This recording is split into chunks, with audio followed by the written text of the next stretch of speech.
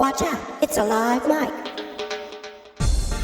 This is Mark McNease in New York City, and you're listening to another edition of the Live Mic Podcast. Welcome to the podcast, everybody. This is Mark, and I have my recurring guest, also my sister and Master Herbalist, Cathy McNease, on the line, all the way from Ojai. Cathy, how are you? Hi, I'm well, thanks.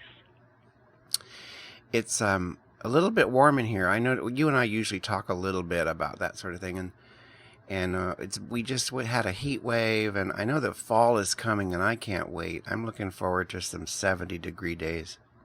Yeah, I understand. We are just about to get to a heat spell where it's going to be probably at 100 for a couple of days.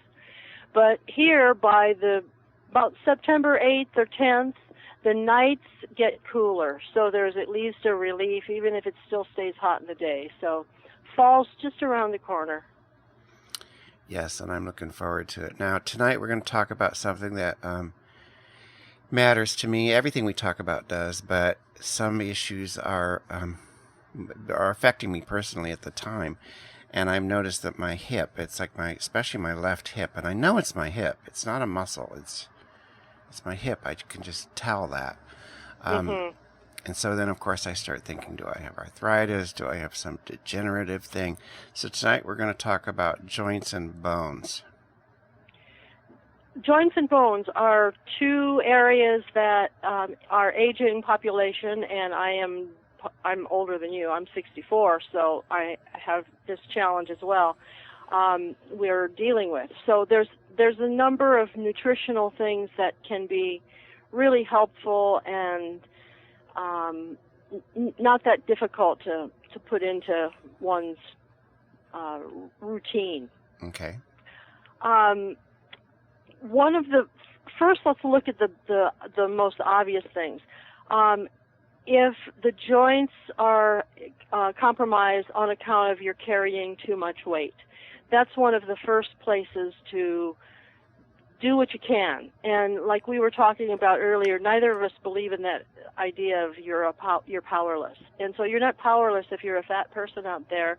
You just need to take a little bit more control of your eating and your exercise. And I'm not speaking from an arrogant place. I'm speaking from the place of a person who has dealt with weight issues in my life. But I found recently, since last October, having lost 30 pounds, it has made a huge difference on my hip issue, which was very severe prior to that. So losing weight is one thing that may be of help. So get yourself pointed in that direction.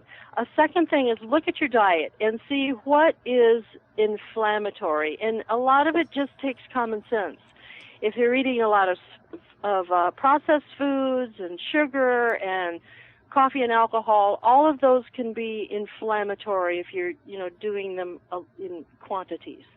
So reducing those inflammatory foods as much as possible, and then increasing some of the nutrient-dense foods that we're going to talk about today. So as many colorful fruits and vegetables as possible will be one of my suggestions. Okay.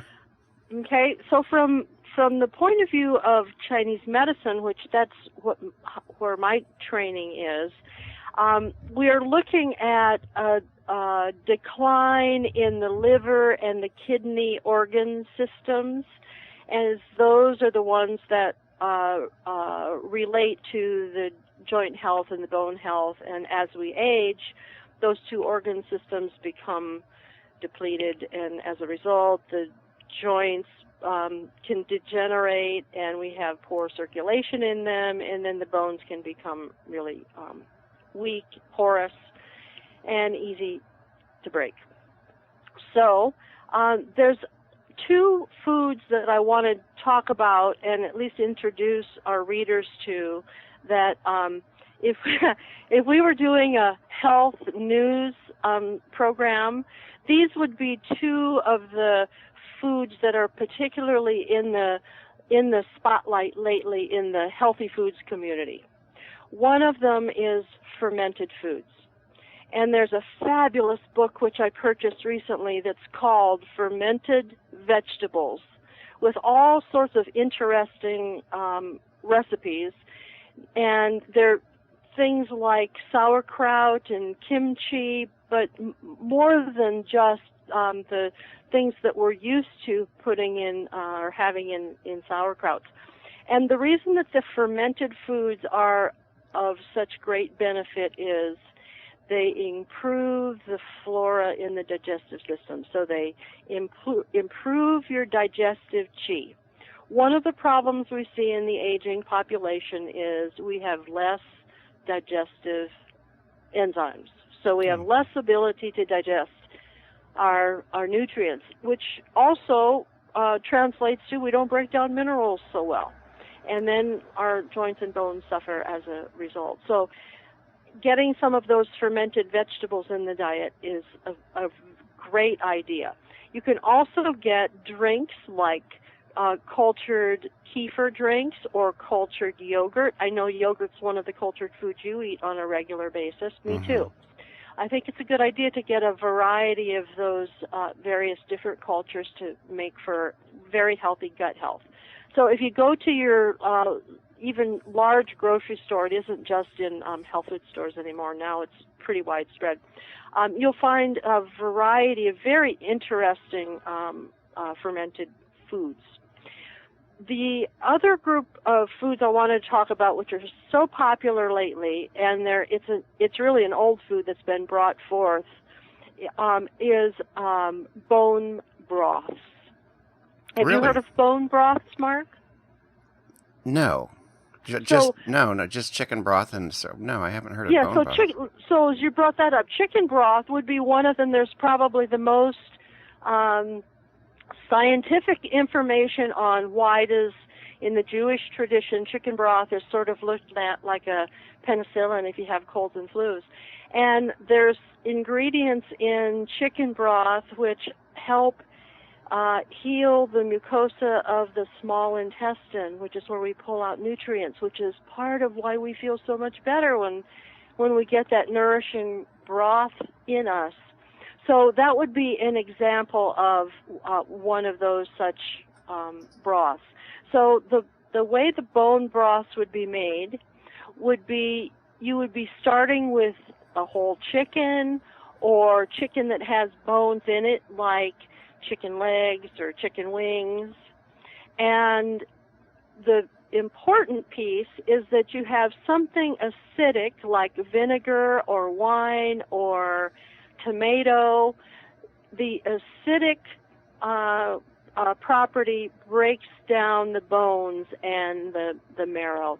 If you can use pliers and break the bones, that even makes the marrow more accessible.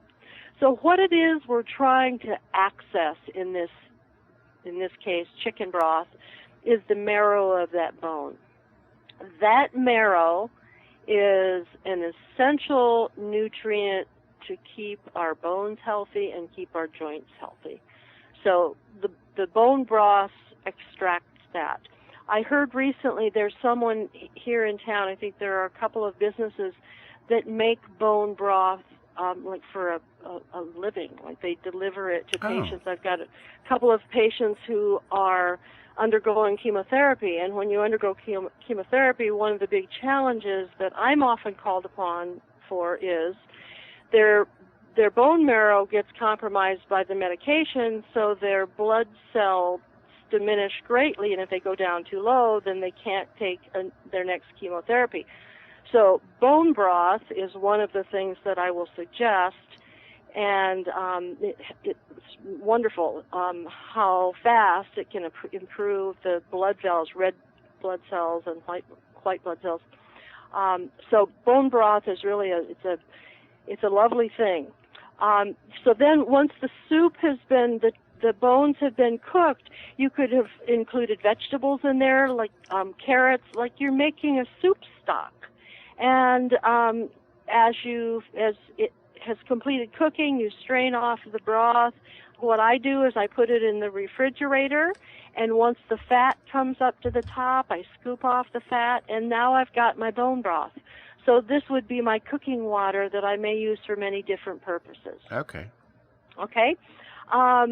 There's a couple of other traditional soups that are utilized for their high mineral content. If there are some vegetarians that are listening that are wanting to make some kind of a nourishing soup to keep their bones and joints strong, and they don't want to use any animal foods, one that comes from a European tradition is kale and barley.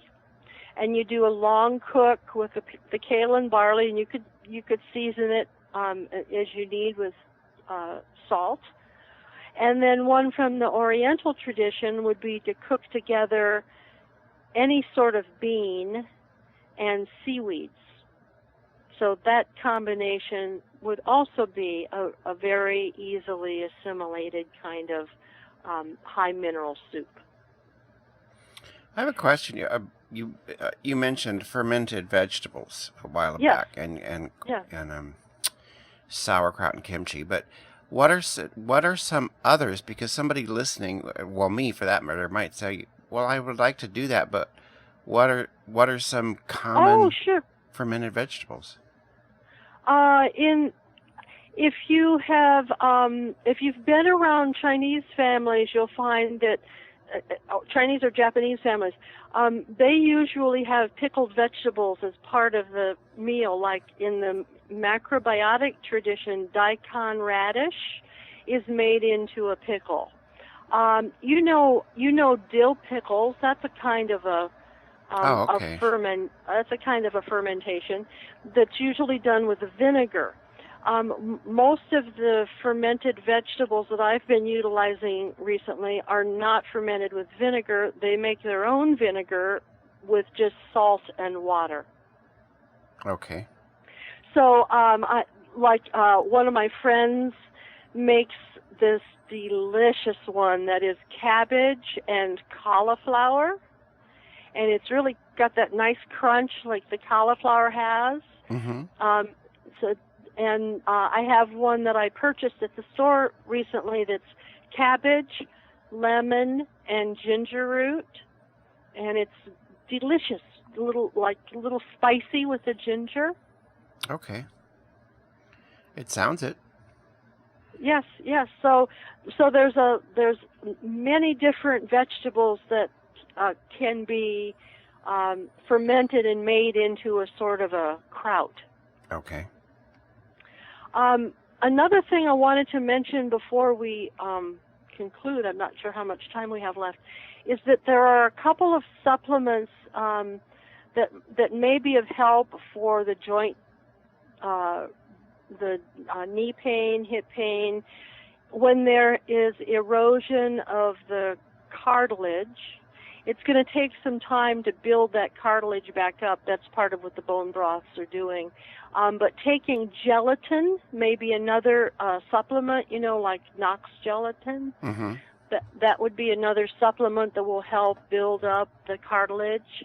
And then you've probably heard of glucosamine or chondroitin. They're often glucosamine. They're often put together in a supplement to help rebuild the cartilage in your joint. I think shellfish is the most common source of that chemical. But the one that I've found the best results with is one that I get it at Costco.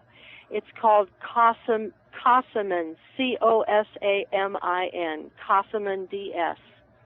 And I actually first got it because Ginger, my pit bull, had a knee problem, and it cured her. It didn't cure my hip. It helped my hip a little, but it didn't cure my hip, but it cured Ginger. So it's a good supplement. And then the other thing for those suffering with joint problems, there are some fabulous topical remedies that you could get in a Chinatown store or in a natural food store. White flower oil is one that's very good when there's inflammation. It has peppermint and lavender in it. There's a liniment Zengu Shui. It's in a red box. You see that. Pretty much all health food stores sell that. It's good for knee pain. So it's probably a good idea to explore. Some of those topical liniments will help reduce the inflammation, which is, if you're feeling pain, it probably has to do with the fact it's inflamed. Does movement help at all, or does that exacerbate? Yes. No, I'd say it's important to keep moving so you get blood flow through there. Okay. But at the same time, pay attention to how much movement is the right amount. I find that if I go either extreme, either couch potato too much or too much activity, either one can cause more inflammation in my hip. So just pay attention to how do you feel an hour after your activity. If you're worse, then it was probably a little bit too much. Okay. Well, Cathy, I'm glad we talked about this one, and I think the weight is certainly it's near the top of my list, getting 25 or 30 pounds off of me. A few days ago, I hit my lifetime, I think, goal weight. It's been my goal for like 40 years. And I was like, I got there and I thought, I thought I would feel like different. You know what I mean? Yeah. I feel fabulous, but it meant nothing. It was a number, except that, finally my driver's license is no longer a lie. Yes, well, that's good. Yes. Thank you for another great health chat, and we'll have, I think we'll try for one a month. That sounds good. Yeah, we'll have that's another good topic the next time, so thank you. You're welcome. Have a good night. Okay. Bye. Bye, Mark.